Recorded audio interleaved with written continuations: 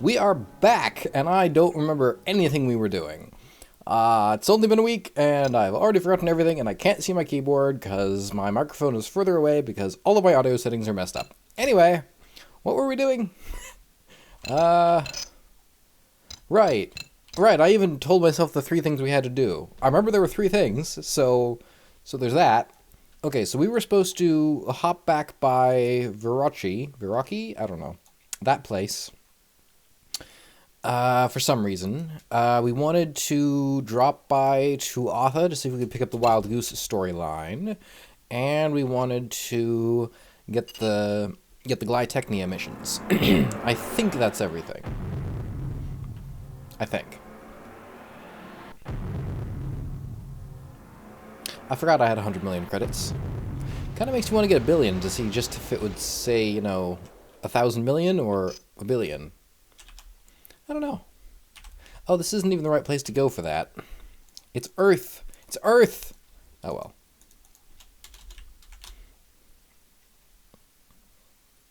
I really do wish somebody would come out with a remaster of this. It'd be a lot of fun.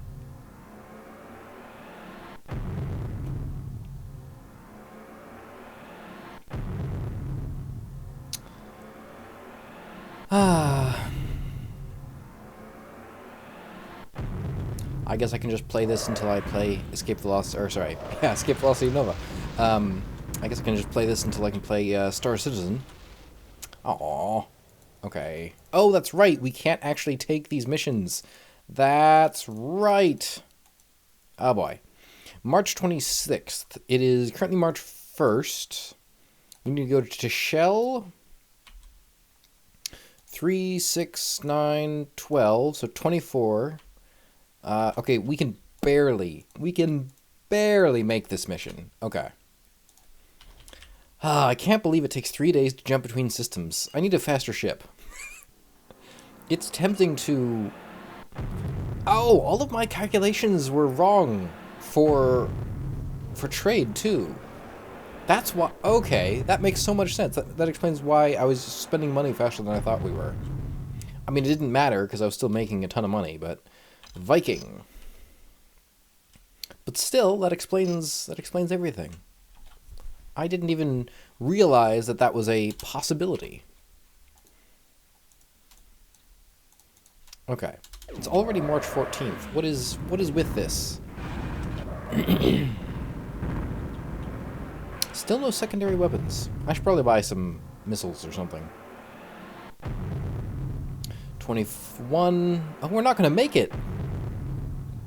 Oh my goodness. Oh my goodness. Wait, it still says we have the weapons. Oh, haha. So we failed, but, when you walk into the ship outfitting area, you quickly spy the dark hair and formal suit of Sharon Masterton as she sits at a table near one of the corners of the large room, and you decide to walk over and say hello. I'm glad you dropped by, she tells you in a professional tone. We need someone to do a few final field tests of a weapon before we start selling it to the Federation Navy. The nature of the tests isn't entirely legal, and until you complete the mission, you'll be under a fair amount of danger, so don't say yes if you're a little squeamish. We'd like to test all of our weapons in real combat before we start marketing them to anybody, Sharon explains quietly. So to facilitate this, we have offered the captain of this pirate raider, Howling Wolf, a substantial amount of money if he can defeat you in combat. As part of that deal, he has to share with us his sensor logs of the battles, so that we can find out if the weapon performed up to expectations. The same restriction applies to you, but we will be giving you the Polaron cannon to use against him. You will find the Howling Wolf in the knockout system waiting for you, she tells you quietly. Good luck. You find yourself a little stunned at the tactics used by Glytech to get battle data on their weapons, but in the end you suppose that a weapons manufacturer wants to be absolutely sure their weapons will do what they say when the crunch time comes. I don't think we're going to have too much trouble. Why all the way out here? Like, you could just do any of these systems. No one would care. No one ever goes up there. It's just the people I always forget the name of. The Wraith? No. You would think I would know by this point. Crypt. The Cryptopods. Crypt Mind. It's funny that we've played through this. This is our second playthrough, and we've gotten the Velos storyline, which is unlikely, and the Polaris storyline, which I'm also sure is fairly unlikely.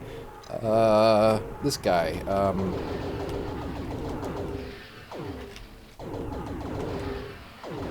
Well, as cool as this is... Oops. I don't know if we were supposed to kill him. Well, it didn't say we couldn't. I mean, it says defeat. Doesn't say, you know... Doesn't say not blow up. I'm sure he's fine. I'm sure he's fine. This Polaron cannon is terrible. Just saying.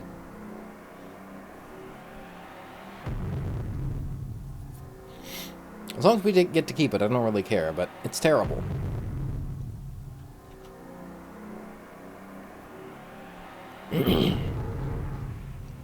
I feel like against a larger target or a slower target, it might be useful, but this just wasn't very useful.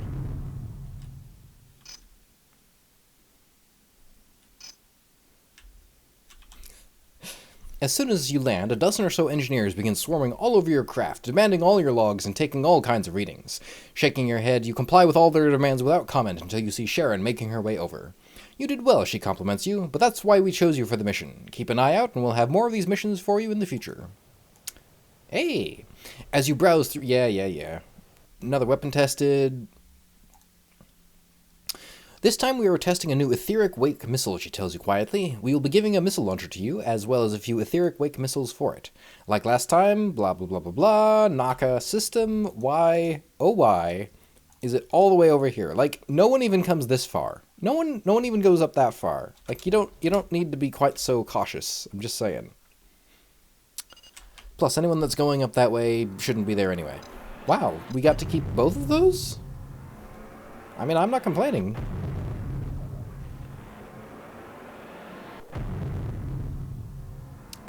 Is it R to select? I'm pretty sure it's R to select the closest, enemy. As I said, I've already forgotten.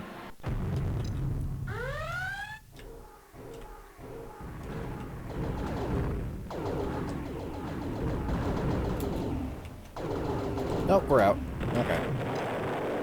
Well, they didn't seem to care that we blew them up last time. I feel a little bad about doing that, but, you know, it's their fault for coming after us in a pirate starbridge.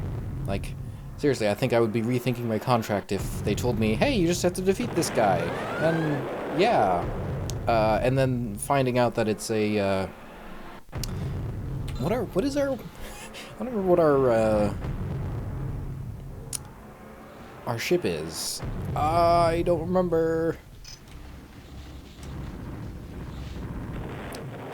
Manticore, that's right. You did well, yada yada yada. Nothing yet. I know it's cheating to do that, but yeah. Nothing in the bar. Glytech, July 5th. It's June 10th, and that's really close, so I think we can make that one. 1, 2, 3, 4. Yeah, we're fine. We are going to sell this etheric wake missile launcher. I'm not a missile guy. I don't like having to spend money.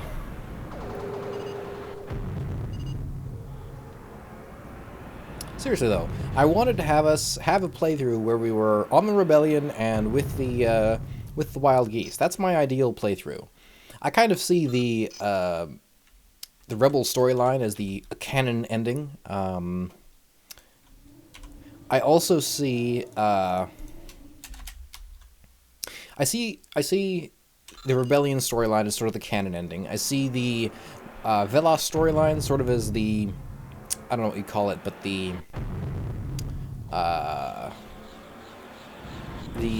not Gundam. Sorry, I'm trying to remember.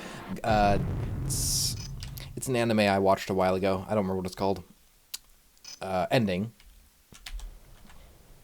Again, we didn't get any notification that we failed or anything, so maybe we did succeed, and I don't know. I mean, we definitely landed with plenty of time. It's only July 6th. Okay, fine, be that way. Oh, we were supposed to come back in 3 months, that's right, which I thought was going to be a while, but turns out that it takes 3 days for us to jump between systems, so not so much of a while. Why can't I remember the name of that? It had gun in the title. Anyway, the Federation ending is sort of the Breaking Bad ending, although, well, anyway, not quite the same. Seriously, just no... Ooh, rush to delivery to Glytechnia. August 15th, that's not much of a rush. See, this is where you make the real money. Down to Pren. Where is Pren?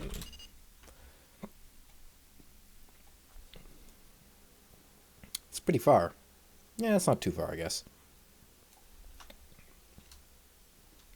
Well, nothing is happening over here, so let's go back to Polaris space.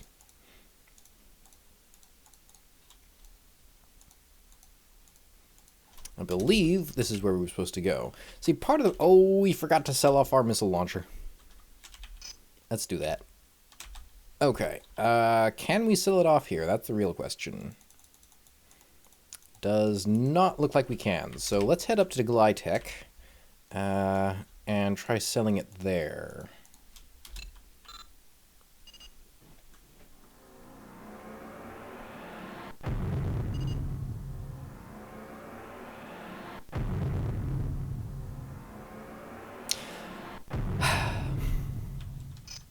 I don't know. There is just something about this game that combines the randomness with the faction stuff. Yes. No. I like how we sold it and we still have more than we want. Speed -3. I'm not a fan of that. Fuel drain 1 unit. Yeah, I don't really want that. It's fine and all, I guess. But I think we're fine without it. I want to say there is one more cool... That is such a great upgrade. I gotta say, that's such a great upgrade. I thought we had a sensor boost. Didn't I buy a sensor boost? I was sure I did. Well, let's buy another one.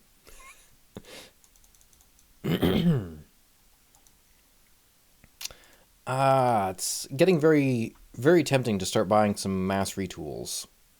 And...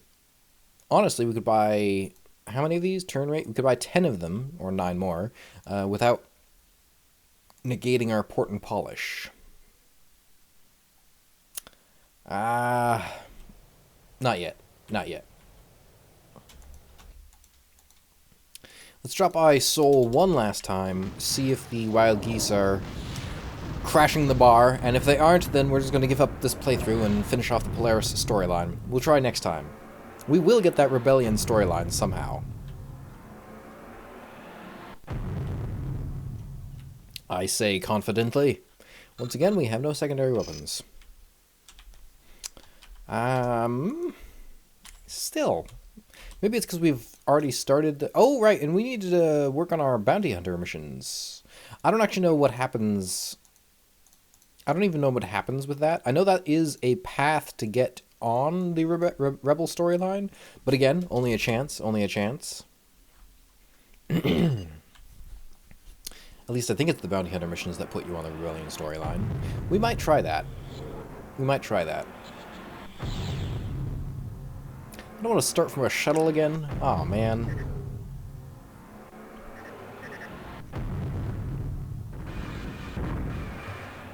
Oh.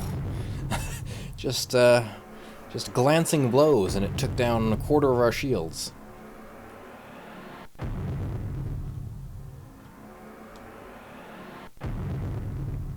And we need to scout Wraith space. I was sure it was one of the 2 inhabited Wraith planets that mattered. Well, I say inhabited, but I don't know. In use? Still, it has definitely been more than 3 months. It's been more than 3 months since the last time I said that it would take us, or that we were supposed to drop by in 3 months.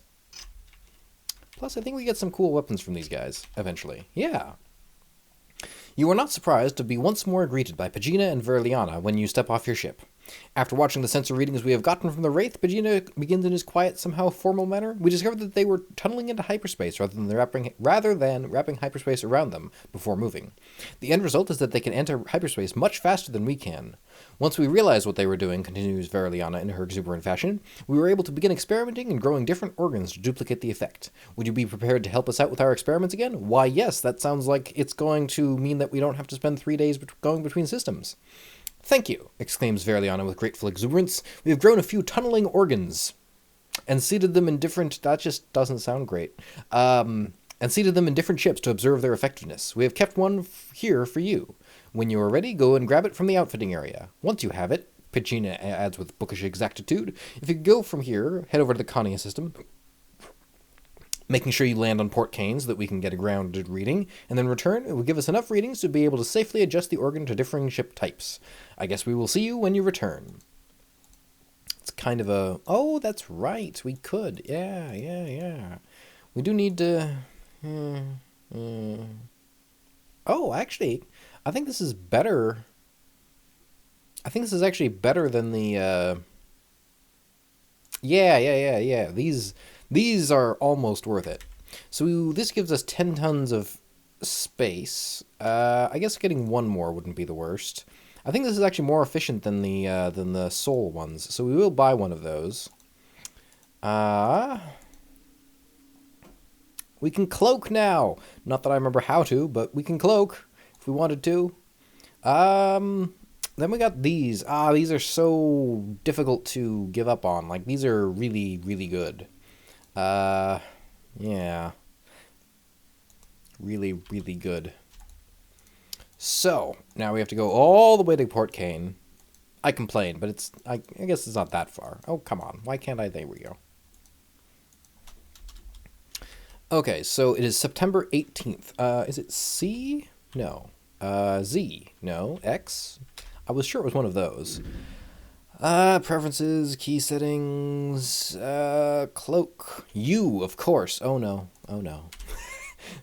U is cloak. Of course it is. That is so cool. We're cloaked. It's so cool. I'm so happy. Okay, so September 18th, right?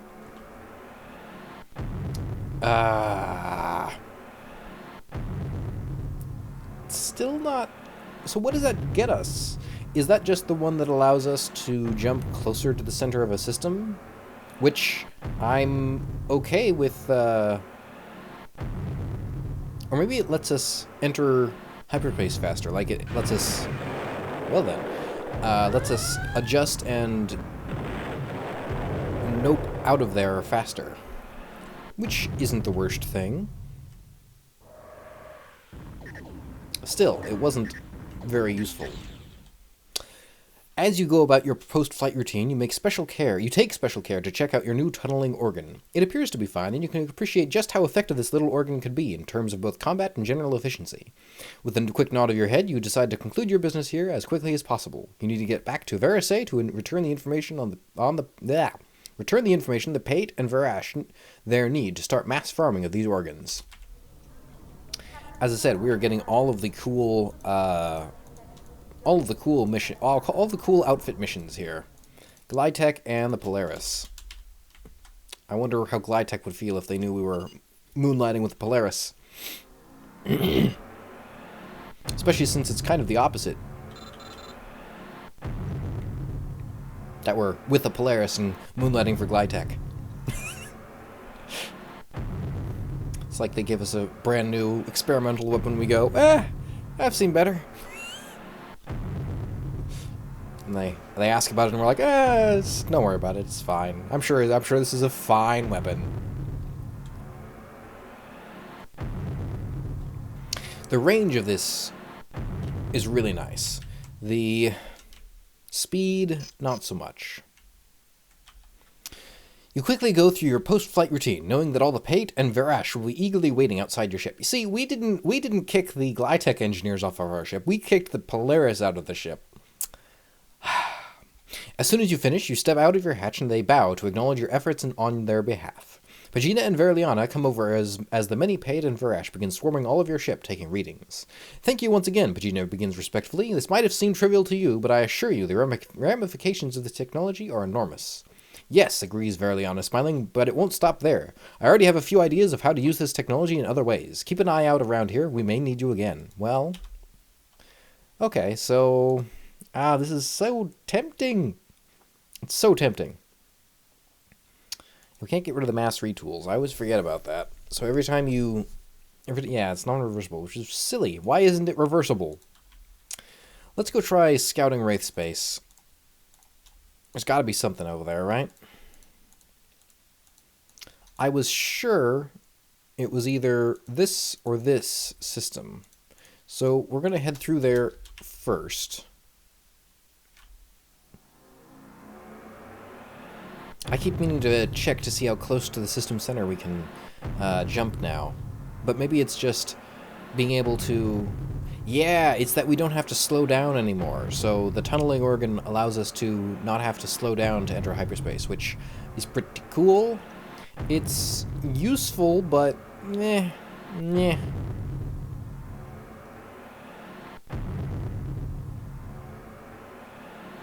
I'm trying to remember what the fancy Polaris ships are, because they've got the arachnids, but then there's the really cool ones that I don't like because I like the arachnids more, but I think this playthrough we're going to try to get one of them.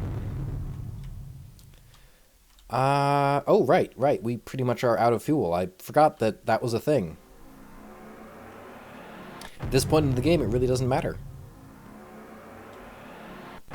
Okay, so I was sure it was this system.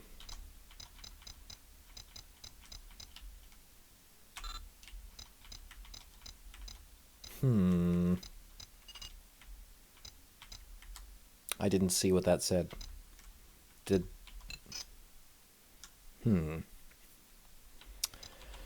There's got to be something, right? They wouldn't send us out here for no reason. So this is probably as far away as they would expect us to go. I don't know.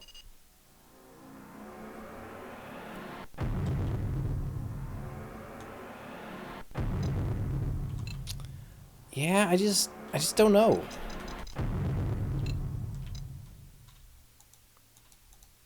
We're also running low on fuel. Let's, don't really want to go to the pirate system. At least I don't want to pay their ridiculous prices. You could also be a pirate, and I don't remember how you become a pirate. I'm assuming you probably have to attack, like, merchant ships and stuff like that. You probably have to be a pirate before the pirates will be interested in you. See, why don't more games do that, you know? It's ridiculous. This game from 2001 did it better than so many other games. I know some people don't like faction grinding and that sort of thing, but this doesn't really have faction grinding. I mean, you've seen that they're willing to give us the next mission in the storyline faster than they should, really, sometimes.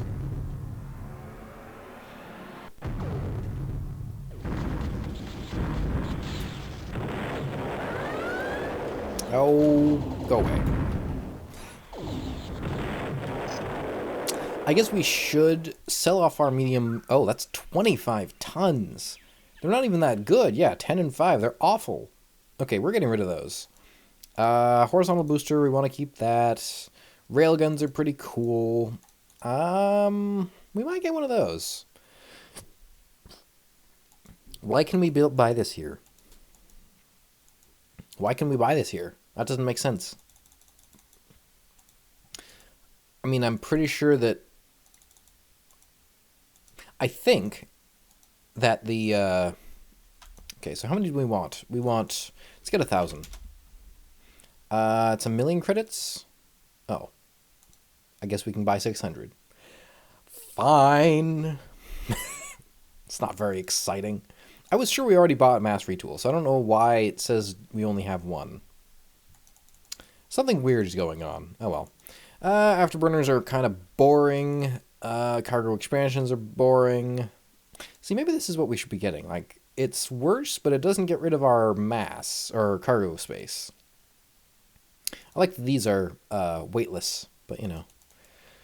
Matrix steel. See, this is how you know the rebels are scrappy. They've got things from the Polaris, they've got things from the Federation, they've got things from the Aurorans. It's great. The Aurorans have the coolest ship. Well, okay, that's not true. The Polaris have the coolest ships, but it feels like the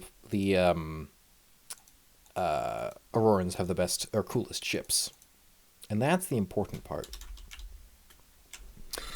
I really don't remember what we're supposed to be finding around here. Oh, look at that! We've got Wraithai, however you say that. They're just so awesome. It's $1,000. It's 1,000 credits a shot, though. So 25 of those is like, I mean, okay, even 10 of those is as much as one of the first missions in the game. I mean, we've got plenty of money. It's not like we're going to need any. Oh, and we're going to buy the Kestrel at the end of the game. I forgot about that. We may have to be a little wary of that. You know what? If this doesn't do it, because I kind of remember the name of this next system. If this doesn't do it, I'm just going to look it up online. Ganu Torns. Man, I was sure that it had something to do with hyperboids. Okay, EV Nova walkthrough. You can just skip like 30 seconds and I'll have this this queued up. If my internet is going to be charging electric vehicles. No, that's not quite what we're looking for. Okay, Wraith.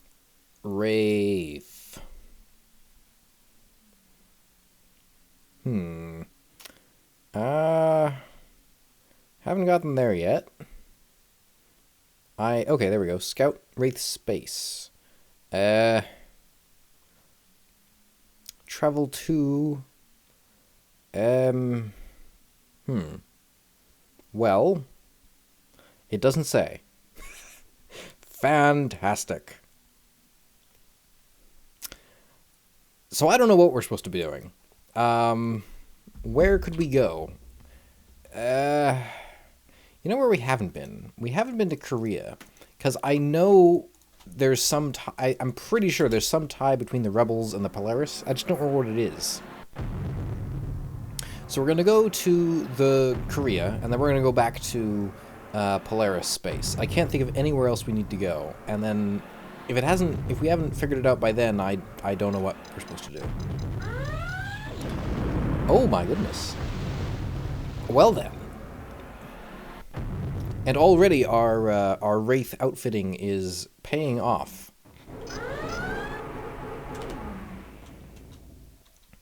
Well, okay then.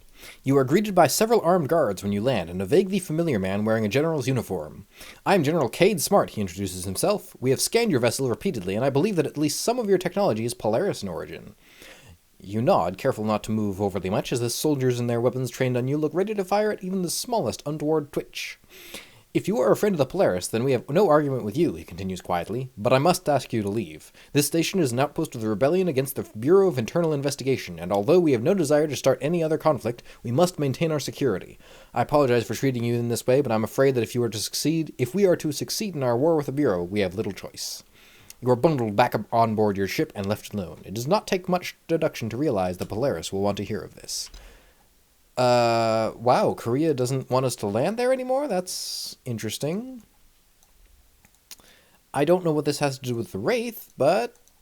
We could take over Korea, then they'd have to let us land, right? We're on the edge of being able to do that. 600 Wraith? Oh my, what? Who are you? Okay, pirates, we don't care.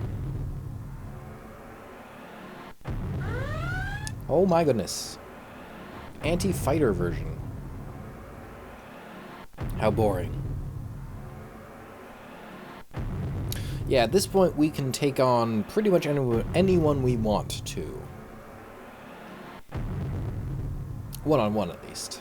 Taking over a solar system might still be a little beyond our abilities.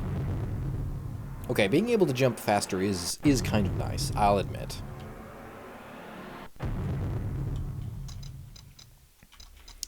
striker, scarab. We can jump so close to the system center. I love that. Arachnid, yeah, the arachnids are the cool ones. There is another one. There is another. Wait. Oh, we are supposed to land here. There's a cooler ship. Oh well.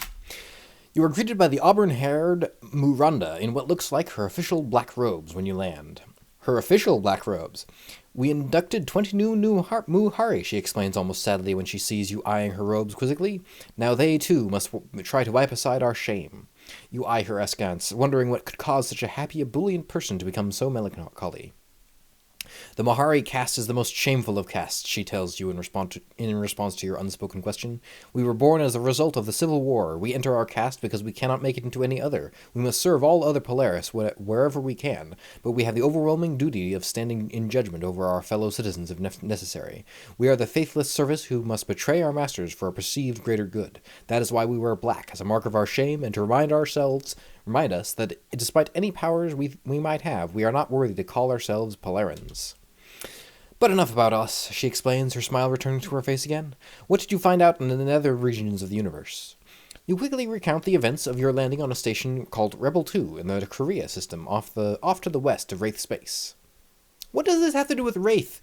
Seriously, I feel like we could have used a hint, some sort of hint here. Miranda listens intently to your report without interruption until you finish. This is interesting, she muses thoughtfully. You have discovered something that could affect us greatly. Anything that might destabilize the Federation would have an enormous effect on all known space. I will download your sensor data from your ship, she continues seriously. Hey, it took us a long time to gather that. You're going to pay us for that, right? Like, we have a map of the entire universe, all of known space.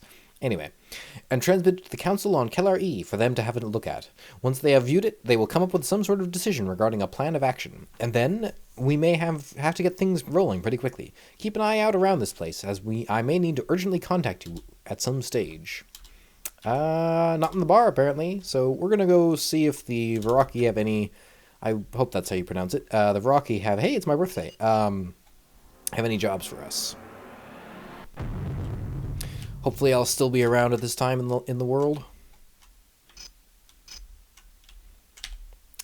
Outfitters, bars, nope, no one cares. 12,000 credits, who do you think we are? 10,000 credits, who do you think we are? Well, we could go to Kellar-E. There might be something there.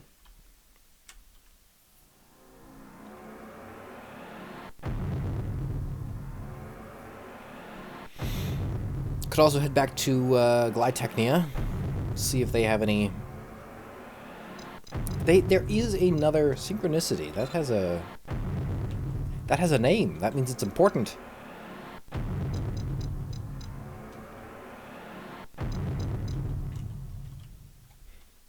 Not many ships here. As you step off your ship, you catch a glimpse of the deep auburn hair out of the corner of your eye, and you turn to see Miranda step out of the bar. As if she could somehow sense you looking, her eyes turn to meet yours, and she makes her way over with a smile. "I'm glad I caught you," she exclaims, waggling her finger at you in mock anger. Otherwise, I would have had to chase you all over the place to chat with you. The Council has decided, she informs you more seriously, that they will send an envoy to meet with these rebels, as they call themselves, as in recent years the Federation behavior has become increasingly disturbing.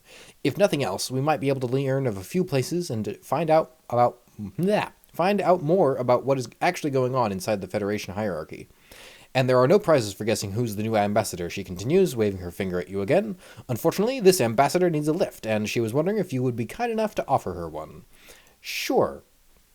"Oh, thank you," she gushes with a sincere smile. "If you had said no, I would have had to been forced to try to get another pilot who had never been there before to help me out, and that could have turned into a very long trip. You downloaded our sensor data. You have a map of the universe. Well, known space. All we have to do," she explains simply, "is to go to Rebel 2 in the Korea system, and the rebel leaders there should meet us there, as we have already sent a message to tell them... Why can't I read this sentence? As we have already sent a message to them, telling them to expect us. From there, the plan gets a little more vague, she chuckles slightly. Since we know next to nothing about them, we will have to play it a little by ear and see what we can find out. Anyway, that's quite enough talk, she decides firmly. When do we leave? Well, you could sell us some ships, other than these two horrible ones. That'd be nice. That'd be nice. Oh well, maybe eventually. This is still going to be a long trip, but 3 days a jump. I can't believe I didn't notice that before. 3 days a jump. It's ridiculous.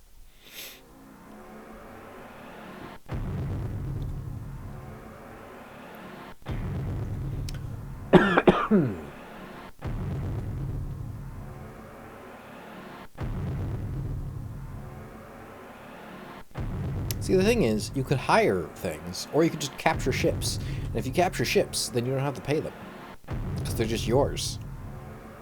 But if you hire escorts, you have to pay the escorts. Hardly seems fair, you know. I suppose the Polarans would look down at us for, yeah, they'd probably look down at us for... Oh, who are you? Wow.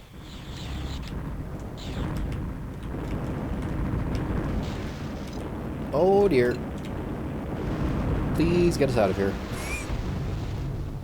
Yeah, that was problematic. We're only one jump away, though. Should we risk it? I think we do. I think we do. Just because... it's a rebel. We're fine. Oh, right. We can't turn around. That is problematic. Well... we got some time. Oh, there we go. Yeah, see, that's the real trick to those things. As soon as you exit your ship, General Smart steps forward and introduces himself and the rest of the rebel leaders alongside him.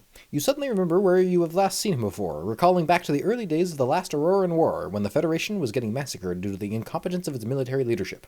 It was only when General Smart took over the reins that the tide turned, and with some brilliant leadership he saved the Federation from a potentially cataclysmic defeat. You are equally impressed by the men he introduces as the rest of the rebel leadership. In short order, you have shaken hands with Mr. Donald Chick, the former head of Sigma Shipyards, the largest corporation in known space, Professor Barry Williams, former vice-chancellor and lecturer in political history at the prestigious Kane University, Cardinal Vardy de Valera, the Monsignor for Theological Studies at the Church of Crim Hua, and Dr. Orialo Pentecost, a former Federation councillor representing Port Kane. After all the introductions are made, you are led into a large boardroom with a table surrounded by 8 chairs. In one of them sits a man operating a small computer terminal. He introduces himself as Jeff Daniels and explains that it is his job to make a recording of the meeting. After talking for several minutes, Miranda comes straight out and asks the rebel leaders what they are planning, what they are rebelling against, and why. We are upset to the point of rebellion at the actions of the Bureau of Internal Investigation, explains Dr. Pentecost. They have usurped power away from the democratically elected council, and now they run the Federation. We could list to you their criminal actions for hours, but I would suggest that you look through our library and confirm it all for yourselves. Miranda nods and motions you over. Meet me in the bar in the morning, she whispers. I want to find out how sincere these rebels are, so I'm going to do a little snooping around here to see what I can find out. I'm sure you'll blend right in. Sorry, that's mean. See, they aren't selling it this time. Like, why did they have the Wraithy? That doesn't make any sense. You are somewhat surprised to see Miranda wander into the bar looking fresh, because you are fairly sure she spent most of the last night exploring the rebel station. Once again, she seems to react to your gaze and turns to meet your eyes before coming over. I want to get back to KLRE as soon as we can, she tells you, her voice far more urgent than her smiling face would indicate. Last night I had a look around, and everything I've seen tells me these rebels are indeed genuine about their intentions. And about these accusations they have made about this bureau. If this is all true, we have to rethink our policies towards the Federation in a hurry. So let's take our download of their library, she tells you in a slightly louder voice, and say our farewells to our new friends. You are beginning to wonder about Miranda's abilities. She seems to not only be a consummate diplomat, but also a very capable spy. You shake your head and follow her as she leaves the bar. Oh, well, okay. Miranda leads you to the conference room where you chatted with the rebel leaders yesterday. You see 5 of them and Jeff Daniels sitting in discussion when you walk in.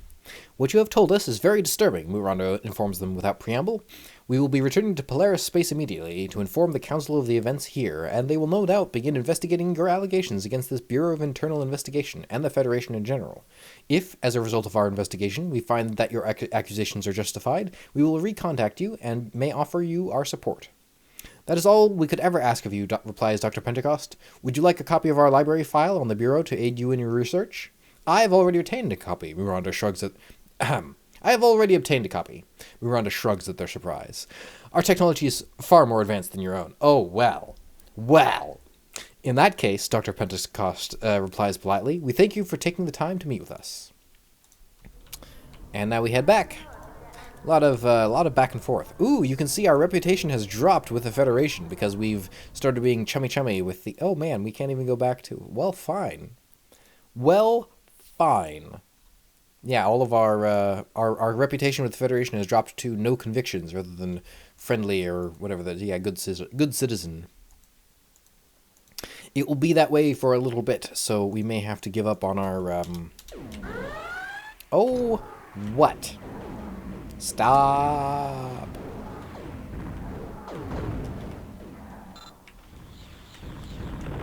I wonder if we get credit for that kill. I hope so.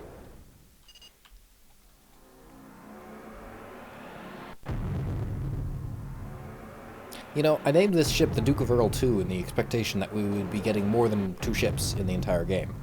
I think we will end up getting 4, because we're going to end with a Kestrel, but, yeah, we really haven't, there haven't really been that many, ships that we want. I feel bad we haven't bought a Starbridge once, and that's kind of like the ship. Actually, I say that, but I'm pretty sure the art for this game has a Starbridge being chased by Manticore, so...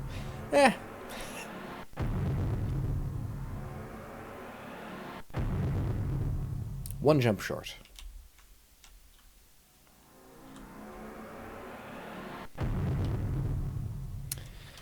It takes us so long to jump between systems. I want them to let us buy better ships. You are met by Biz Andrea and the leaders of the 4 other castes. Are they a danger? Asks Yuso. I don't remember who that is. Without preamble in the musical Polaris tongue, which you are starting to get used to. I don't believe so, Miranda replies in a slightly deferential tone, but they may have revealed to us something else that is. And just what is this other hazard? Asks Biz Andrea before looking at the leader of the warrior caste in rebuke for his lack of protocol in speaking first. He looks slightly chastened. The Federation, Miranda answers in the same deferential tone, or more specifically, the Bureau of Internal Investigation, which, according to the rebels, have taken over executive power within the Federation. In fact, they told us in no uncertain terms that they were not rebelling against the Federation, but against this Bureau specifically. And you believe them? Asks Biz Andrea with slightly narrowed eyes. Miranda nods. I will have to call an emergency session of the council, Biz Andrea continues thoughtfully. All cast members will be asked to attend, and I would suggest that you make every effort to do so, as we will be deciding in policies which may very well affect Polaris society for centuries to come. And of course, she continues after turning to face you, once again, we have to thank you for your role in this affair. You seem to be proving your worth as a friend to the Polaris people with an almost monotonous regularity. I don't know if that's a compliment. It would almost seem that you are somehow always the one who manages to be there when we have a need of someone outside our normal patterns of knowledge. At this, three of the cast leaders jerk their heads slightly in surprise, but both Miranda and Ioso nod their heads, scrutinizing you thoughtfully. I have made sure, continues Biz Andrea, that a sizable sum of money has been transferred into your account to use as you will. Know that you have my thanks. So we are at 104.30, so 200,000. Yeah. Could be better. Sorry. Could be better. Just saying. Could be you're a leader of the entire Polaris race. You could be at least let us buy your ships. 200,000. Ugh. Flying across the galaxy in a dangerous method. Like, you could pay us a little more.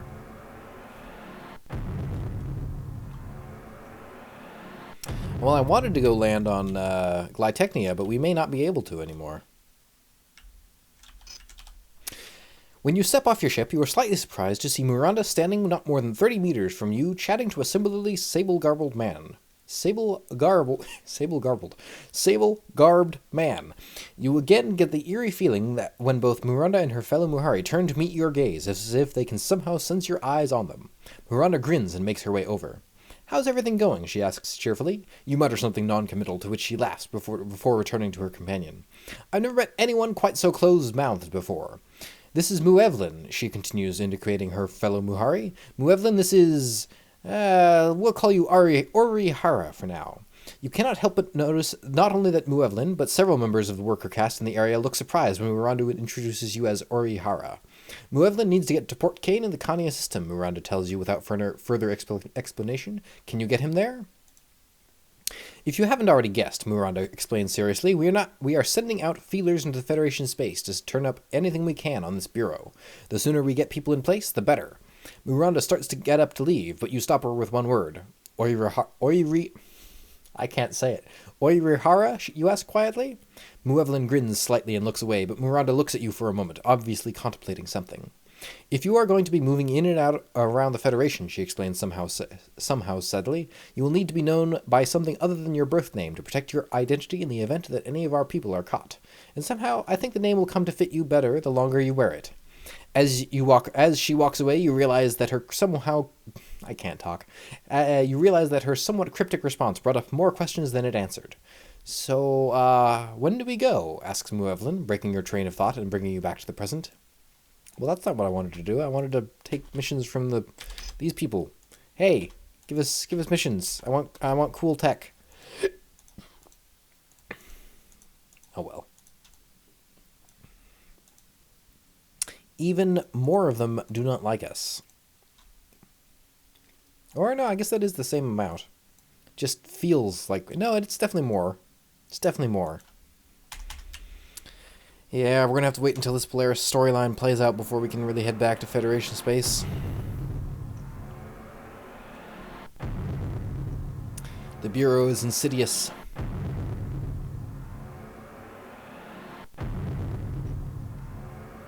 I want to say they come up in every storyline, probably because you're here more as a person who tips the scales.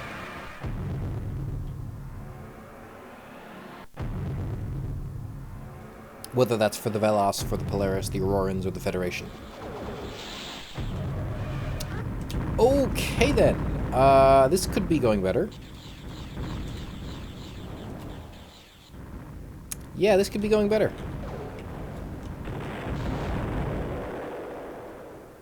Hey, the Terrapin has a job for us if we want it. Uh-huh. Well, we got other problems. I'm just... Actually...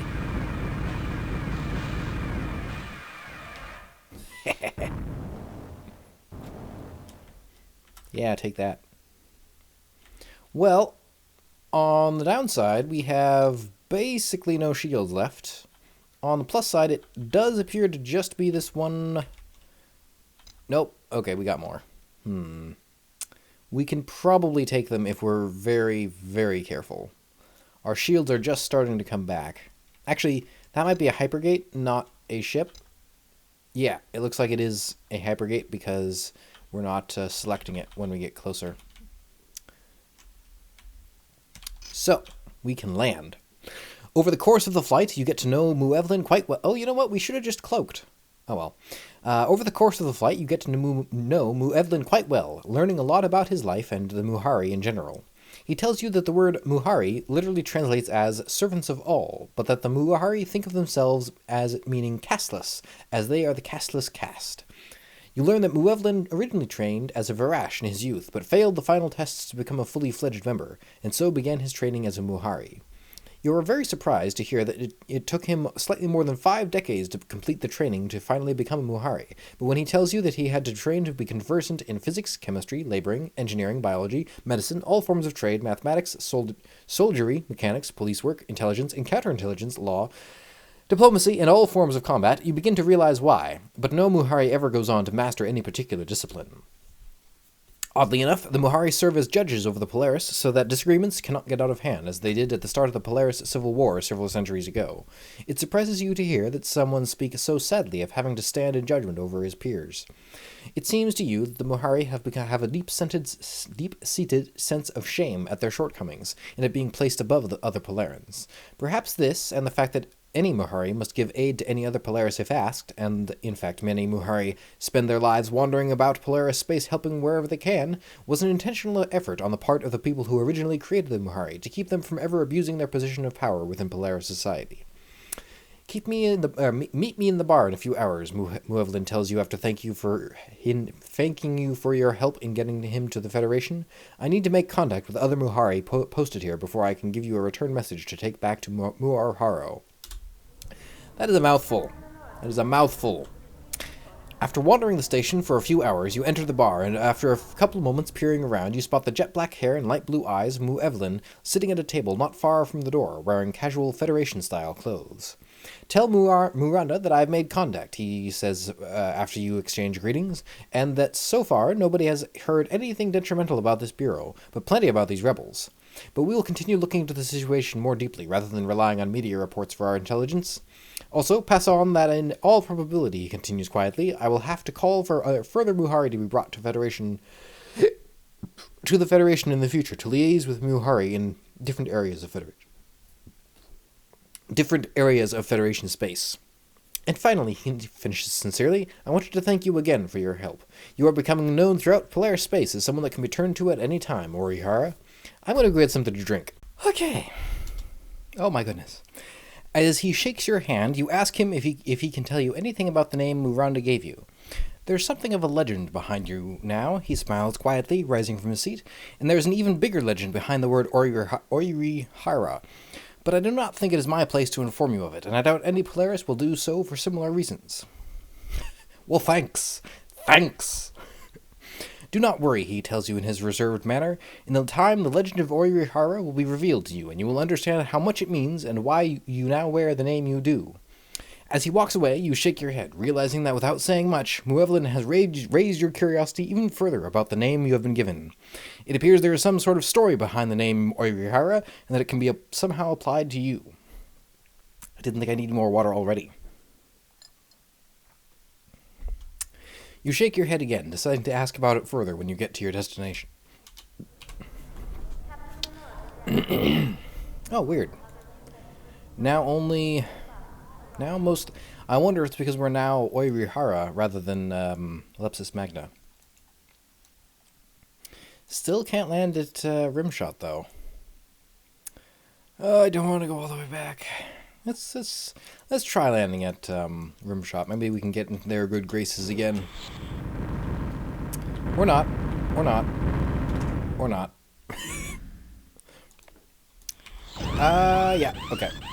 Oh well.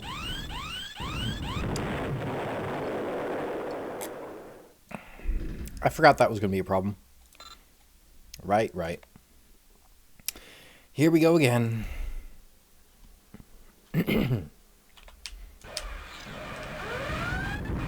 Right, don't...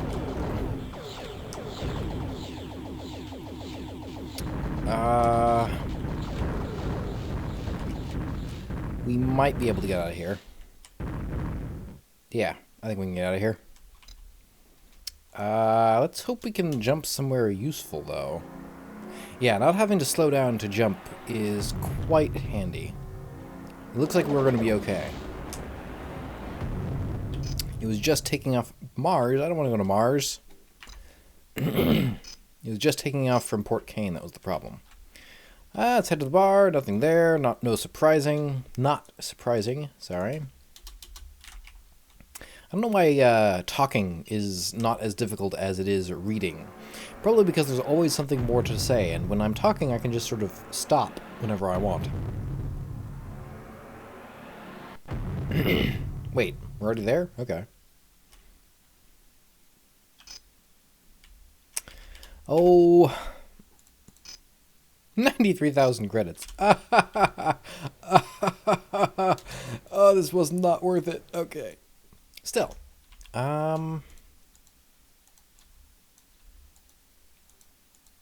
going to start putting everything in terms of Wraithy shots. 93 Wraithy shots. Wraithai? I don't know how to say that. Oh well.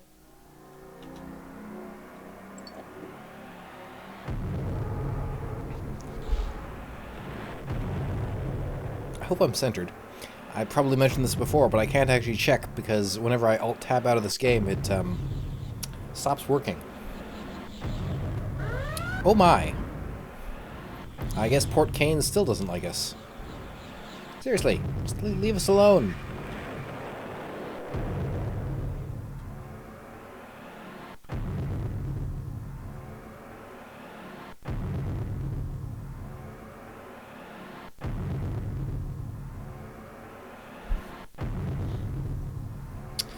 We're getting there.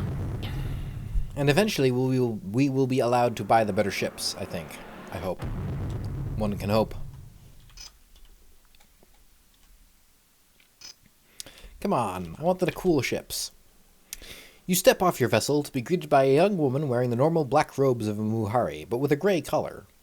I am Neela, she introduces herself shyly. You guess that because she does not have the Mu prefix, the grey collar signifies that she has not yet finished her training to become a full Muhari. Miranda told me to wait for you when she was called away to serve elsewhere. She told me that you would have a message. You look at her for a long moment before passing on the information from Buevlin. I will make sure that Miranda receives this information, Neela tells you seriously. She asked me to pass on her thanks and said that you should check the mission BBSs because if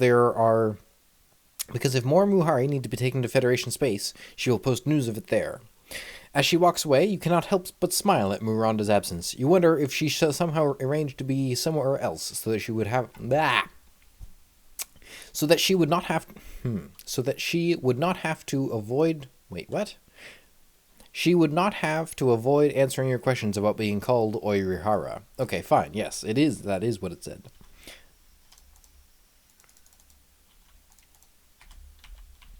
Well, we'll fly down here then. Fine. I suppose we could go build some reputation by just doing some trade missions. That seems boring, though. Why? What?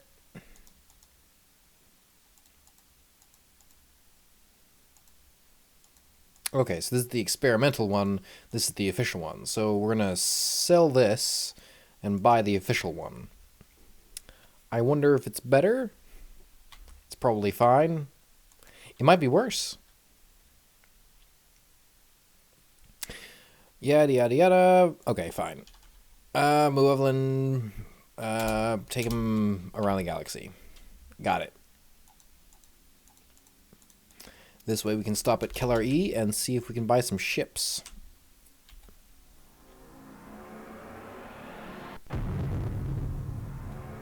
I can't really tell. It seems about the same.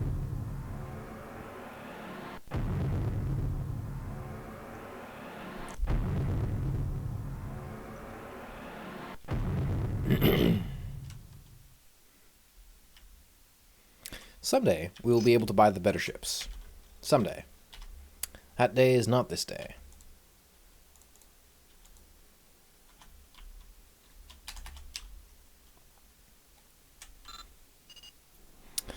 I wonder if we can fire the Wraithai while we're cloaked, because that would be quite nice. Because I do recall you can't fire your weapons while cloaked. After going through your post-flight routine, you head out of your ship to meet this Yana. You start to worry about when 20 minutes pass and she fails to show. After about an hour, you are about to try calling the port authorities to see if they can locate her, when a short, slim woman with messy blonde hair walks up, dragging a bag of what appear to be clothes. Hi, she smiles in greeting. I'm Yana. Sorry I'm late, but Verash asked me to help him out with an experiment, and it took a bit longer than he anticipated. You are about to tell her that she should have told the Verash that she was required elsewhere, but then you remember that no Muhari can refuse to help if asked. So, although she was probably agonizing over it, her social conditioning as a Muhari probably prevented her from saying any such thing. Instead, you just smile and wave it away, telling her that it does not matter. After helping her on board, you head back up into the cockpit to start prepping your ship for a long flight. How long, I wonder? And how much do we get paid for this? That's the real question. And will we have trouble landing at Seoul? If we do, I should probably be ready to activate our cloak. As I recall, getting hit by any weapons deactivates your cloak, which is unfortunate.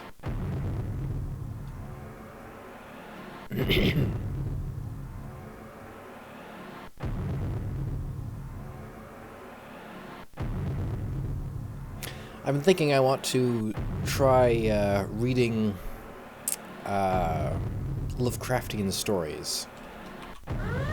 Yep. Okay. Of course. We should have just been trying to land, shouldn't we? Oh, these aren't the cool ones. These are the tiny ones. That's not nearly as interesting. This was probably a bad idea. Seems to have been fine. Oh, but can we land? Ooh, just barely. As soon as you land, you head back to help the slightly disorganized Muyana to get her ready to infiltrate the Federation. To your surprise, when you reach her room, you see her all packed up and dressed in common Federation clothing, ready to go. Once I reach your terminal, she tells you with a smile, I will authorize some money to be transferred into your account. It is the least I can do to repay you for all your help. No outsider has ever done so much for our nation, and very few Polarans have ever done so either. I feel like that's a bit of sass. A lot of people have been questioning whether Miranda made the right decision, Muyana continues with a small, shrewd smile on her face, when she called you Oyurihara. But I must admit I was one of them. But now that I have seen you in person, I can say that she may very well have made the right call. Still, there is much to be done before you can prove yourself worthy of that name, but you may just be able to do it. If any further Muhari require transport in yada yada yada. Nothing important. Yeah. All the way back. And I'm sure we're going to have some trouble taking off from here as well. But finally, we are able to fend off the attacks. But we can no longer land at Earth, which is quite unfortunate. Earth doesn't like us anymore. We can't go home.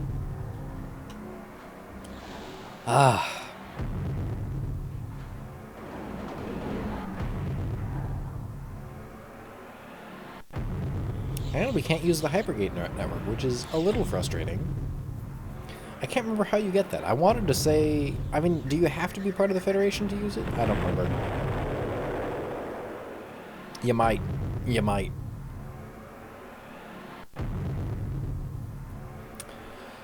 All the way across the galaxy. Well, known space.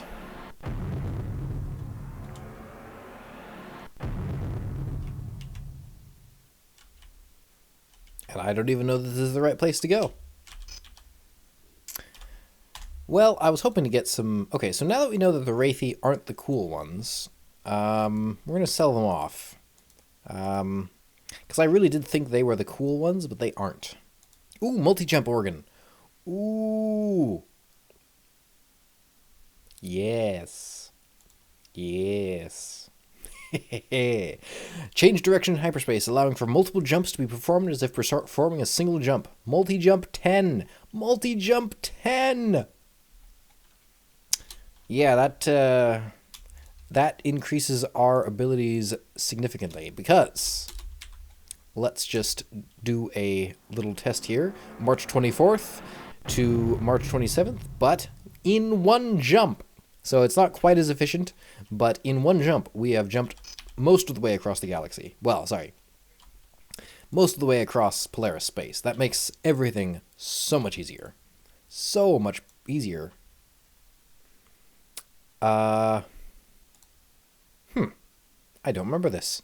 We have recently intercepted some radio traffic, which suggests that the Federation may be looking into launching a raid on our defenses in an effort to gain some intelligence on our capabilities. We would like you to head to Kania Head to the Kania system and see if there's any buildup of forces there before returning to Nila, Mjolnir, and the Mjolnir system with any intelligence you might have. And just watch how fast we can do this now. We can do this in 2 jumps. Isn't that amazing? 2 jumps. We will turn off the time compression because we may be jumping into a fairly... Oh, 1 jump. 1 jump. Well then. Well then. I love the They have the best stuff. They have the best stuff.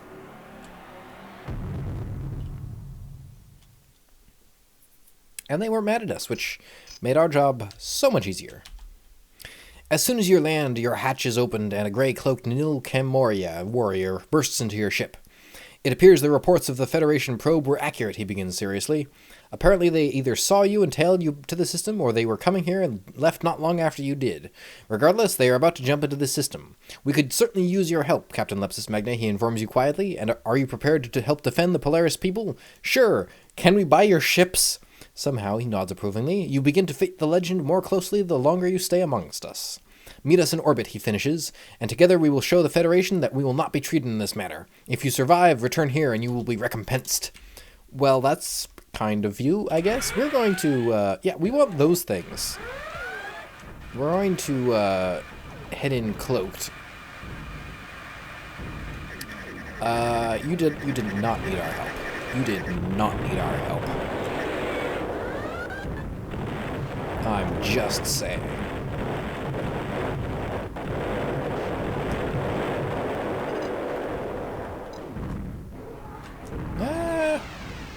Okay, maybe you kind of need it. Oh, we're disabled. That's a problem.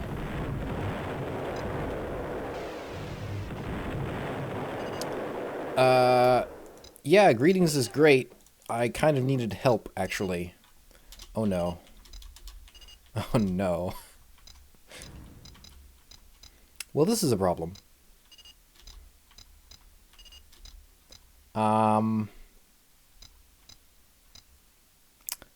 Huh. Well, I don't actually know what to do now. We're kind of, yeah, we can't, huh. Well, that's problematic. Well, we could wait there forever, but we're not going to. Can't believe we have to do this, but we are going to cloak because dealing with them is not fun. Let's see if we can get over there.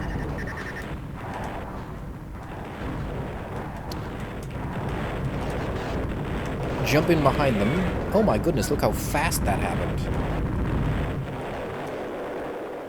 Oh, that's because we were at 2 times 2 speed. But that was much better. That was much better. After completing your post-flight routine, you head out to see if you can find a few answers. You are met by the same warrior who talked with you before the battle.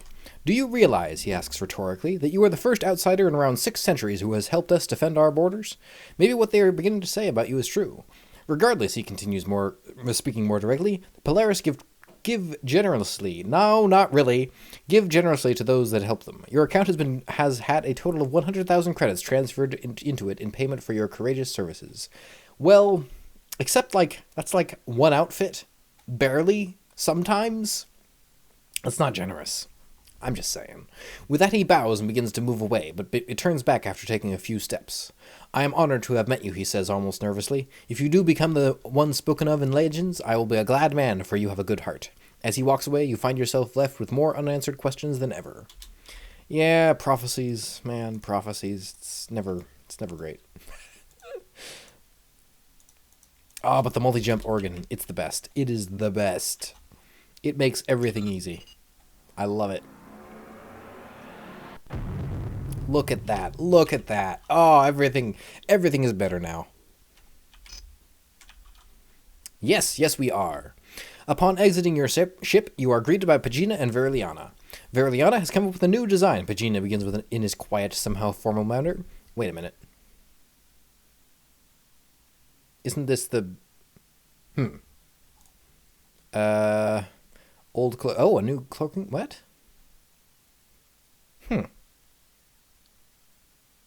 Interesting. Huh. I don't remember this.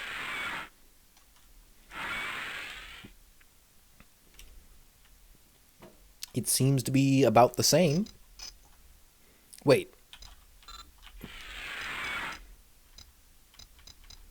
Is this... Yeah, it's here. I don't see it.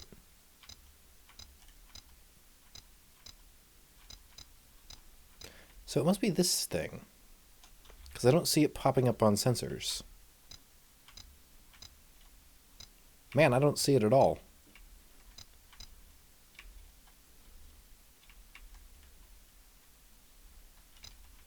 Yeah, it must be this. I don't see it though.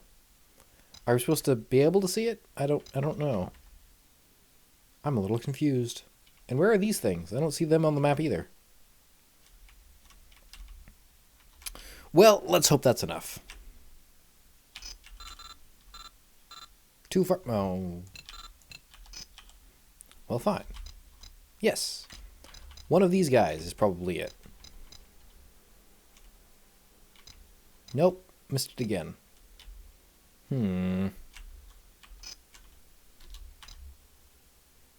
Well, that was it. But he's gone now. Ah, this is tough. So it's not that one. Are we supposed to just fly around here? Waiting? I mean, that may be what we're supposed to do. I would feel better about it if, you know, there was... anything we could do?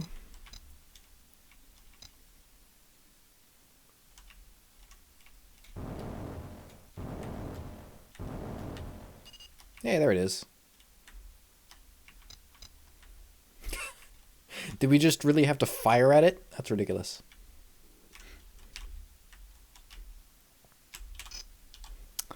You take your time going through your post-flight routine, knowing all the Pate and Varash will be eagerly waiting outside your ship. As soon as you finish, you step out of the hatch and invite them to begin their work with a smile, and nod to acknowledge their newfound manners. Pagina comes over with an elderly grey-cloaked warrior in tow. This is Yuso. Wait, we met him already. Pagina introduces the lean man with obvious respect. He is the leader of the Nilkem Moria, and wants to have a word with you. I have heard quite a lot about you. Well, yes, we did speak before. He begins smoothly. From what I've heard about you from Muranda, Bizadrea, and Pagina here, you are a fairly resourceful man, and the closest thing we have to an expert on the universe outside Polaris space. There's a fairly important scouting mission going to occur soon, and I'm going to recommend that you be the one to take it. In the meantime, he adds significantly, I removed my objections to you having access to some of our more basic warrior technology. I want you to keep an eye out, he finishes quietly. I'll be keeping an eye out for you. We got nothing cool. So, let's take off, land again, head to the outfitter, and buy the fusion reactor. Wraith Cannon? No, that's not it. Polaris Jammer. Yeah, those are pretty good. Sensor Boost is also good. I think this one is better. The fusion reactor, yes. Yes, very much yes. Yes, very much yes. I believe we can now basically power anything we want. The fusion reactor is pretty good. So we're going to head to Kellar E, see if they let us buy some ships. We're also going to head back to Federation space and try to sell off, or was it the... No, I don't remember. Oh well. Still can't buy their ships. Fine. It's fine. I don't care. I don't care. You haven't annoyed me at all. Well then. Maybe we won't be going to Federation space.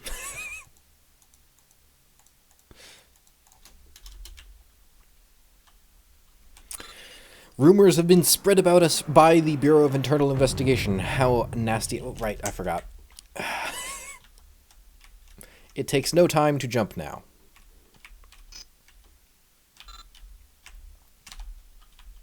Seriously. We don't really have anything to do now. We can't go back to Federation space. The Aurorans seem fine with us. Did we pick up the... I'm beginning to think that we picked up the fancy thing. So the one downside of the multi-jump device is that if you do need to go to multiple systems at a time, it's actually kind of difficult. Because you're always jumping past where you need to scan. So you can only... Yeah, see, seriously, 2 jumps. 2 jumps across the universe. It's great. So, in the Outfitter, yeah, fission reactor. We can now sell that happily. The real question is, we don't really have anything to power with it.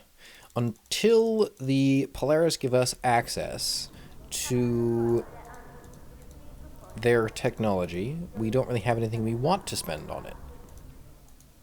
But seriously, fusion reactors are amazing.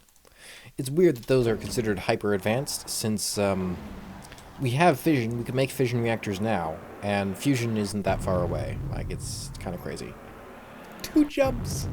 We're never running out of fuel again. It's fantastic. I love it. Well, yeah, these are fine and all, but no.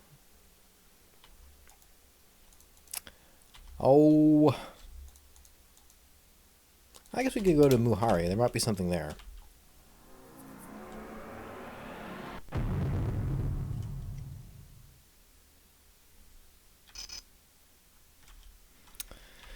Somebody. Anybody. We also haven't seen any of their big ships.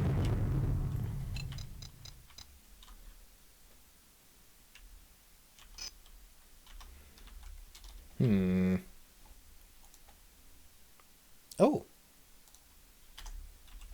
I mean, I'll take it. So yes, there are 2 problems with the, Oh, interesting. There are 2 problems with the, What was I saying? I don't even remember.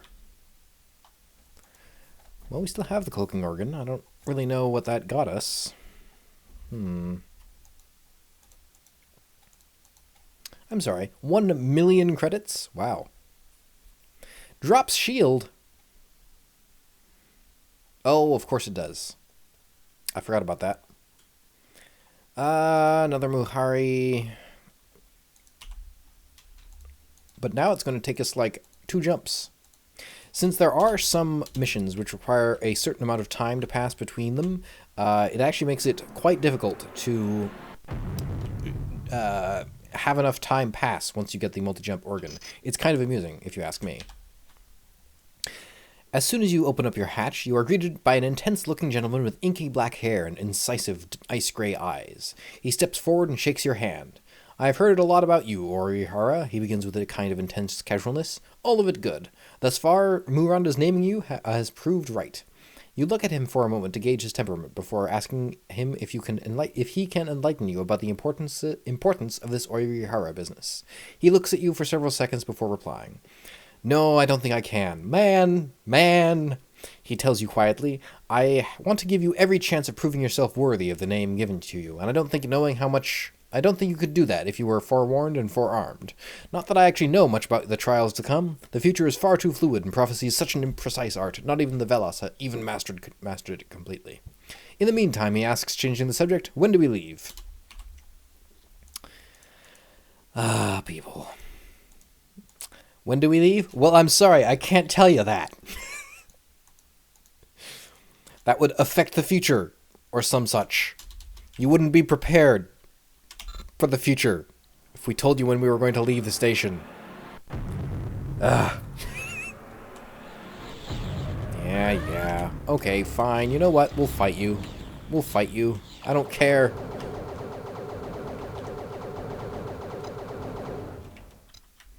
See? I don't care. I can take you all on. So the problem is, I'm not actually sure that this gets us any street cred, as it were, since we aren't destroying them. Where are we landing? New Avalon. Nope. Oh, do we have to make a second jump? No, this is it.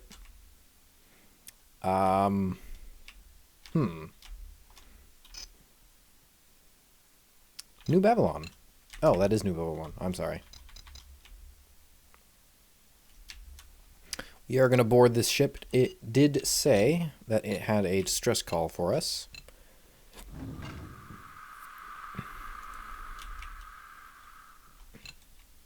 Don't you know who we are? You wouldn't be asking us for help if you knew. On your long journey to New Babylon, you get plenty of chances to talk to Mu Dren. You learn that he is one of the oldest serving Muhari alive, at 185 years of age, and that he has been a full Muhari for over a century. So he was 85. He tells you a lot about some of the things he has done in his lifetime, and you are impressed by the absolute selflessness of his existence, and you tell him so. It is not enough, he tells you, his intense grey eyes growing sad. My shame is still yet unpaid. You press him a number of times to tell you more about being called Oirihara, but each time he gently puts you off. Finally, in disgust, you give up and ask him instead about his comments regarding the art of prophecy in the Velos. Many Polaris are telepaths. I am one, as is Muranda, he explains quietly. Although none of us could ever rival the Velos in terms of power or skill, some telepaths are actually capable of looking into the future, although it is still misty and a little vague. That is what we call the art of prophecy. Unfortunately, or perhaps fortunately, few telepaths have this ability, he continues explaining, and no Polaris has ever been able to deliberately seek a prophecy, although it is believed that some of the ancient Velos could. However, even the prophecies of those ancient Velos masters were always vague and usually hard to understand, and very little is understood about the art of prophecy, how the art of prophecy actually works.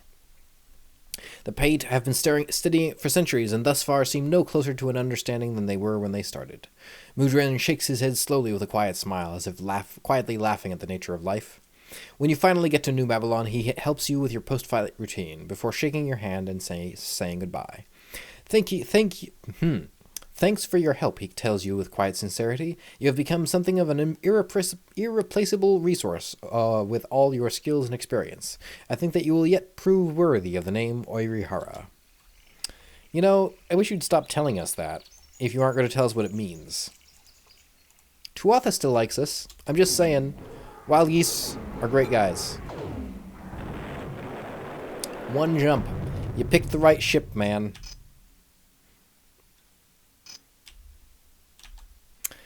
75,000 credits. Yeah, I don't think I would have taken that, actually. 75,000 credits? Nah. A drop in the bucket.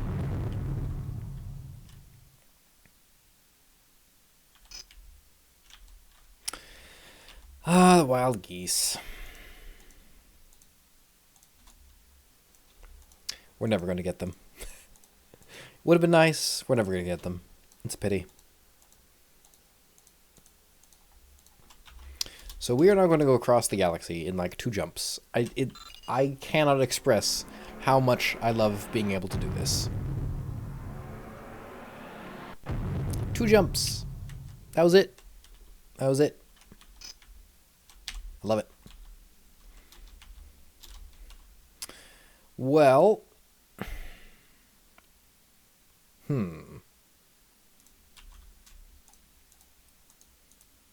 I guess we could check the, oh yeah, there we go.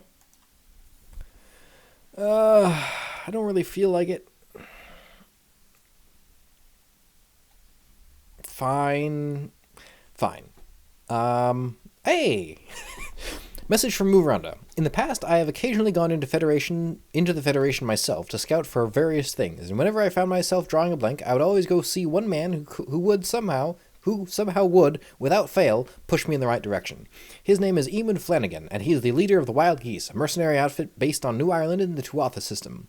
Very few people are as well-traveled. He is called Arkandar by the Aurorans and is considered by them as a warrior and master of the Heron style of martial arts, or as knowledgeable about the political state of the Federation. I want you to find him and ask him if he can't help us out with any information regarding the Bureau. Chances are he won't tell us anything straight out, but he might suggest a way for us to find what we need to know. Treat him with the utmost respect, as he is one of the most skilled warriors around. Even the Nilkem warrior speak of his deeds with open admiration. He is pretty great. But first... Oh, right again. We are supposed to defend Mjolnir again. One jump. It's pretty great. We will jump in cloaked. Because... Why were they jumping in from that way? That's kind of weird.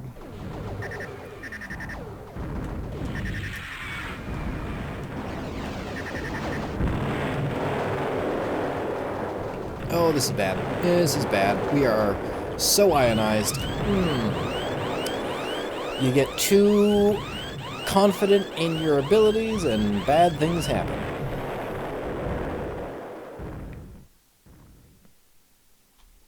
Oh well. This is why you really should play... Well, okay, you shouldn't, because bad things can just happen too frequently, but this is why you should really play without the ability to reload a save. So, cloak, and yeah, why are they jumping in from that direction? That doesn't make any sense. I think the trick is we can't really be... Why do they all hate us?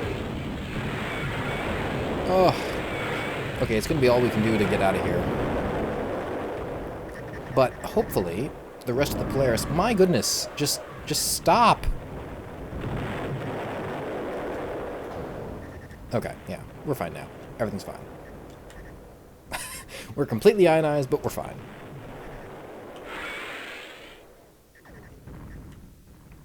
We're just gonna sit out here. Yep. No problem. We're never coming back. What I really need is something that dissipates ionization faster, because this is getting a little ridiculous. I suppose we're safe now, so I could have just... Yeah, it's fine.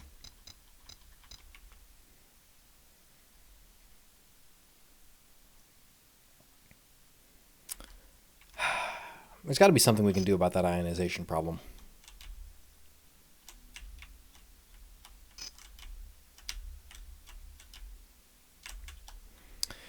$100,000 credits, yada yada yada. Right, Tuatha. We should actually be safe going here.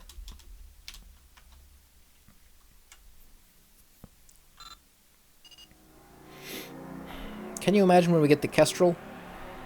It'll be fantastic. We'll have the Kestrel, we'll have the multi-jump organ, everything will be great. Of course, at that time, we've basically, beaten the game, so it doesn't matter. As soon as you land, you head straight to the Dockmaster office to ask about where you might find Flanagan. You were surprised to be told detailed instructions on how to find his office without even being asked why. As you head off to follow the directions given, you cannot help but wonder about the lax security surrounding the leader of a military force. Your questions are answered when you reach his office and enter to see a man wearing the savage tattoos of an Auroran warrior dealing out a beating to 4 young men in wild geese uniforms on a large, square, padded mat. Of course. The ease at which he is humbling the highly trained soldiers speaks volumes for his personal level of security. As soon as you enter, he calls a stop to the proceedings and tells his young students to take a 15-minute break before coming over and shaking your hand. I'm Eamon Flanagan, he introduces himself in an impossibly deep voice, and this, you must be the Oirihara Miranda keeps telling me about. Care to join me on the mat? Time after time, he makes you submit or collapse in pain. Never before have you felt so inadequate. After what seems like hours, you start to discern at the edges of your awareness a series of swirling patterns. Whenever you concentrate on them, they seem to somehow slip your grasp. But the longer you spar, the more certain that somehow Eamon is deliberately guiding this somehow spiritual pattern to help him maintain his dominance. Not long after you make this realization, Eamon stops. I think you have been named well, he informs you in a slow, thoughtful manner. Nobody has become aware of the weave so quickly. Nobody has ever become aware of the weave so quickly. I will train for you for the rest of today, he tells you in a voice loud enough to reach the 4 students that had fled back to the room at some stage while you were sparring. And tomorrow I will meet you in the bar, and I will try to answer the question Miranda wants you to ask. In the meantime, he switches back into training. I want to show you a few techniques. When you wake up the following morning, you decide that you have never felt worse in your life. It seems as if every muscle, sinew, and bone in your body is in excruciating pain. You decide that you have nothing to lose, so you go through a series of limbering up exercises Eamon taught you yesterday. And surprisingly enough, in about half an hour, you feel relatively okay. You walk down to the bar, where you recognize Eamon sitting at a dark table at the rear of the bar because of the intense stillness around him. You still cannot read the weaves, as he calls the way he views the universe, but you know that nobody else around has the ability to control the space around them as utterly as he does. I wasn't expecting you to pick me out so easily, he congratulates you as you sit down. The speed with which you have picked up what you have is almost alarming. My goodness, I have so much trouble reading. I've never even heard of someone learning to discern the weaves so quickly. But tell me, why are you here? He goes on to ask. What does Miranda want now? You quickly outline the reasons behind the Polaris investigation of the Bureau. After giving him some of the details of their operation, you finish by telling him of Miranda's comments and asking him if he can be of any help. When you finish, Eamon leans back and looks down at the table. She certainly can pick them, he mutters quietly, shaking his head, smiling. I take it the Muhari have been concentrating on the major centers of Federation space? You nod, to which he shakes his head before continuing. The Bureau doesn't operate out in the open. They'll never find out much doing that. When you get back to Miranda, tell her to put somebody on New England. From there, they should be able to get on the right track. In the meantime, I suggest that you keep practicing your new skills, and I would look at training with Anil Moria, as they could definitely teach you a thing or two. Isn't he a great guy? See, he's great. It's great. I love this. Oh my goodness, it's so far.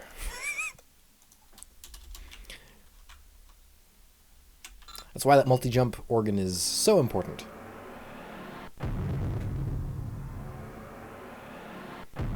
What I really want is one of the Polaris ships. Eventually, they've got to give us the ability to buy them, right? Eventually. Not that long. During the long journey from New Ireland to Muiraharo, you while away the hours during the exercises and practicing the techniques taught to you by Eamon. Within a week, well, it hasn't been a week, you notice a definite improvement in your power and your speed. Day by day, you find it easier to focus on the patterns that surround everything around you. By the end of your journey, you can open your mind to the spiritual realm at will, and with only a few seconds of concentration. Never in your life have you felt more alive. As you pilot your way down to the surface, as you have done on thousands of worlds before, you decide if you ever get the chance, you will follow Eamon's advice and train with Anil Moria. If anyone can teach you more about the skills you have only begun to learn, it would be them.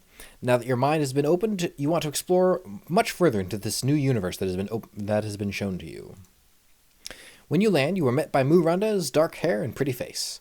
Before you can even ask her about the Orihara business, she holds up her hand and stops you short. I can't explain right now, she explains in answer to your unspoken questions, which startles you until you remember that Mudren said that she was a telepath. I haven't slept for over a month now, and if I didn't need to hear Eamon's answer in person so that I could act upon it immediately, I would be trying to tie up about a dozen or so other loose ends. Now, what did he say? You keep your peace long enough to tell her all of his suggestions that she places someone on New England. While she contemplates his answer, you open up your mind to become aware of the weaves around her. Without warning, she stops talking, and you sense from her the patterns around. You sense from the patterns around her that she is aware of what you are doing. I see that you got more than just an answer, she says shrewdly. Keep checking the mission BBSs. If I need, that's how I'll reach you. Nothing interesting here. I guess we'll head down to... Where's my map?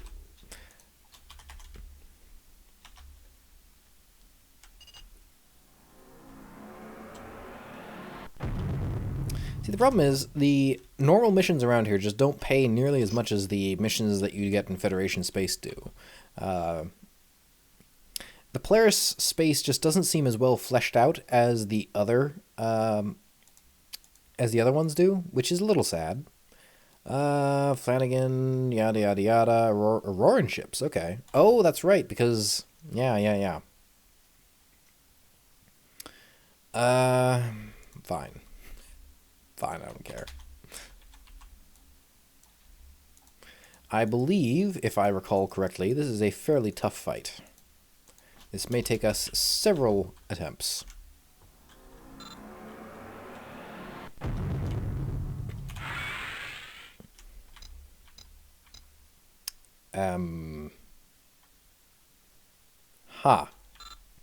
We're going to land. Oh boy. Ooh. As soon as you land, you are met by a single elderly Auroran warrior who appears to be covered in tattoos from head to toe. So, the Polaris have discovered us here again, he rumbles quietly. Your people are indeed resourceful. As he talks, a steady and orderly stream of warriors exits the surrounding buildings until you are facing exactly 100 Auroran warriors. Still, the original warrior ruminates slowly. It will be interesting to see if they have as much warning this time if we launch our attack immediately and destroy their spy. He looks at you and smiles almost wickedly. Don't worry, he intones arrogantly. We won't cut you down here. It isn't really a fair fight. But you will leave this place immediately, and we will pursue you. With your fancy ship, that's fair enough for my standards. We will see just how capable you Polaris are. With that, he nods to a couple of warriors who walk you back to your ship and close the hatch behind you. As soon as you get back to the bridge, you resolve to try to head back to Nil Avya in the Nil Ikro system, simply because it is the closest to Polaris system. As soon as you begin warming up your engines, you hear the radio buzzing with an alert call from the Aurorans informing all ships that you are to be destroyed. Right. Okay. Yes, We may have some trouble here. Oh, actually we fared fairly well. We're still in a lot of danger, but I think we may have just made it. Yeah, the Wraith Organelle is definitely helping us here. Oh, no. That's a problem.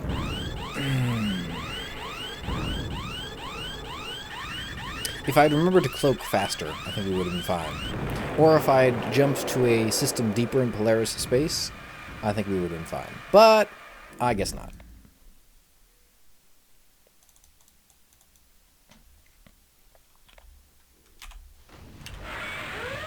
Oh my goodness, just let us leave! This is not a fair fight. Yeah, we're dead.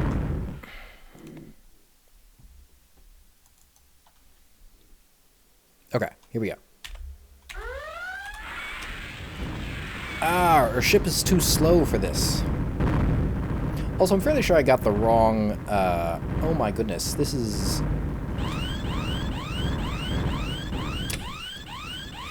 I'm pretty sure I got the wrong mod for the shields, because the one I remember had different colors for the different factions. Either that or I just haven't been paying attention. One of the two. This is what I was talking about when I said, like, once or twice every playthrough, there's one of these, take off from this planet and avoid the 5,000 ships trying to kill you. Don't worry, it's impossible. And really, you're just trying to beat the odds. Oh, just let us leave. Okay, this might be a good... This might be okay. Never mind. We're dead. Ah! I don't understand how they expected people to survive this. Oh, there's a Polaris ship here. Still not enough, but, you know. I think if we had a faster ship, we might stand more of a chance, but seriously, how are they... You know, most of the time, this ship is fine. Okay, cloaking is clearly the wrong choice.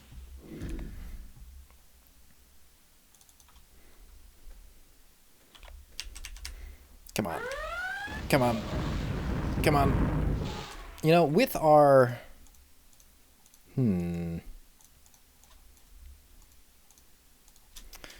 With our fast hyperspace, we might be able to... Yeah! There we go. But seriously, how did they get here? You know, I chose this system because I wanted to land here. Come on. No! I'm just saying, we have a multi-jump organ. They shouldn't be able to they shouldn't be able to follow us. If you negate the advantages our fancy ship has, it doesn't really matter. Ah! Okay, you know what? This is fine. Everything is fine. We're dead.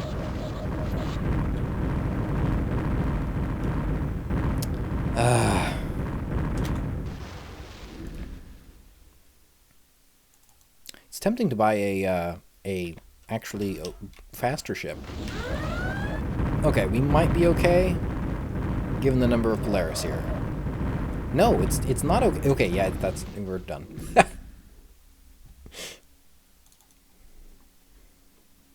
You know, I'm sure somebody, somewhere, must have looked this over and thought, yeah, this is fine. Yeah, this is fine. What could go wrong? Okay. Seriously? Just leave us alone. Okay, so as boring as this is, we're going to cloak. We're just going to head off into space and let our shields recharge. Well, I say that, but I'm actually going to uncloak now, because I'm pretty sure that drains our shields. But they also can't catch us at this point, so I'm not too worried. We'll be back. Unfortunately, that is where the playthrough ends, because I discovered after finishing the game that, well, I'd somehow stopped the recording and never got it back, which is great. In any event, you can be rest assured that we saved the galaxy and all that. I think I mentioned we got the Kestrel finally. That was nice. I realized the Kestrel was not quite as good as the Raven, which we did also eventually get. The Raven is the Ultra Polaris ship. Once we got the Raven, things started going much better for us. We were able to fend off the Auroran attacks and Federation attacks and all that. We definitely missed a couple missions because there's things that happen that I remember happening in previous playthroughs that did not happen, which I'm very confused about. Either that or it's even more random than I thought it was. But I'm pretty sure it was just a error. Oh well. In any event, I'm trying to think if I said anything useful. I don't remember if I said this in the before or after the break, but yeah, the Polaris storyline is a lot more cerebral and ascending to a higher plane of existence, much like the Velos storyline is. We kind of got the two that are really that way, whereas the Auroran and Federation and Rebellion plotlines are a lot more grounded.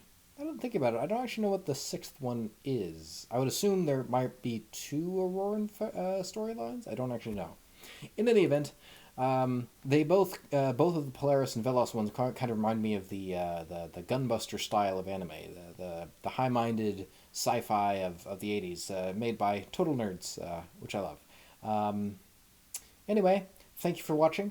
Sorry you can't see the rest of the playthrough. Perhaps we will try again for the Rebellion storyline.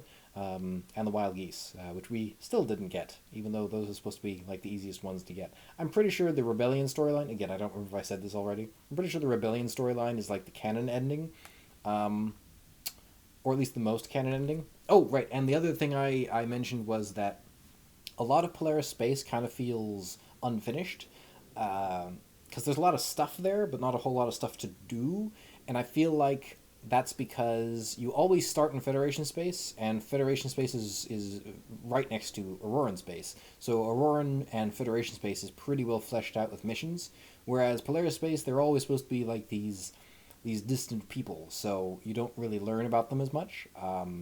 So I think they were meant to be more mysterious, but in doing so, they didn't get fleshed out as much, which was a little disappointing. Perhaps they could be fleshed out in a remaster or a remake, which is never going to happen, unfortunately. So thank you for watching, and see you next time.